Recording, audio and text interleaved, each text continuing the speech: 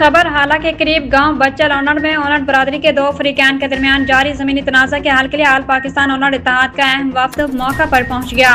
वफ्द ने मुतनाज़ा ज़मीन का मौका पर जाकर जायजा लिया और दोनों फ्रीकैन से तफसीली मुलाकात करके इनका मौक़िफ़ सुना। इस मौके पर वफ्द ने दोनों फ्रीकैन को मीडिया पर एक दूसरे के खिलाफ बयानबाजी से गुरेज करने की हिदायत की।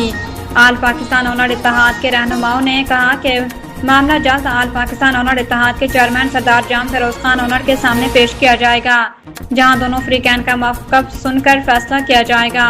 वफ्द ने दोनों फ्रीकैन को सख्ती से हिदायत की कि फैसले तक कोई भी फरीक किसी किस्म की पेशकदमी या इश्तिहाल अंगेजी ना करे। रहनुमाओं का कहना था कि ओनर खानदान का हर फर्द हमारे लिए अजीज है और कोशिश है कि मामला इत्तेहाद और बाहमी मशावरत के जरिए हल किया जाए।